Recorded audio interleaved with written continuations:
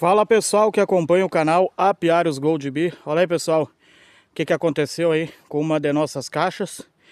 Acabou tombando pessoal, com vento, chuva. Primeiro passo aqui pessoal, o que eu vou fazer? Fumigador. Pegar, ó, tem bastante fumaça. Pra acalmar já. Primeiro passo. Andou passando também tatu aqui, pessoal.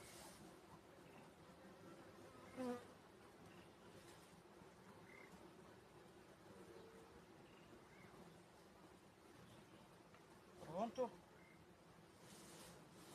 Pessoal. Pronto. Começar a destombar.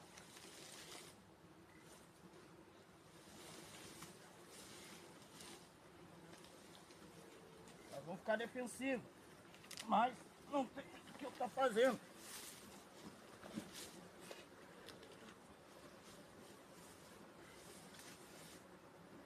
Tá bem fechado. Olha aí pessoal, tá batendo bastante fumaça. Para se acalmar bastante.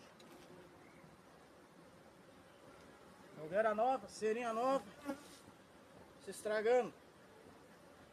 Olha aí pessoal.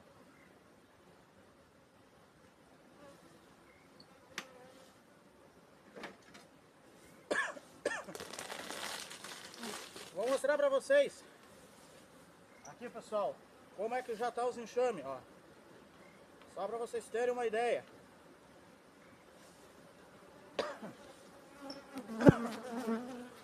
Tirar aqui, ó, acho que um quadrinho. Não fiz troca de cera nesse enxame. Nem tem condição de fazer troca de cera agora, pessoal. Muita chuva no Rio Grande do Sul.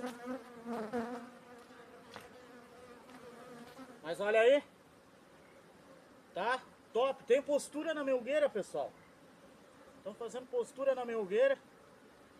Certo? Então tá bem grandezinho o enxame.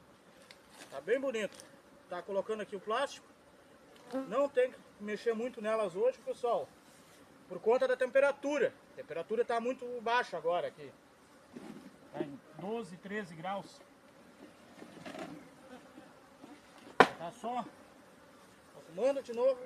Segunda melgueira. Certo? Tá deixando aqui os quadrinhos ajeitados. Vou revisar, acho que mais umas caixas ainda hoje. Ah, me deram uma ferroada nas luvas.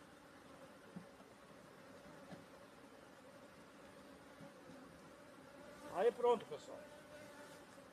Vou colocar a tampa. Olha aí. E vou estar colocando o telhado. Ela está toda agitada, pessoal. Só tá só aqui batendo mais uma fumaça. Olha aí. Batendo bastante fumaça nelas para elas acalmar um pouco. Certo?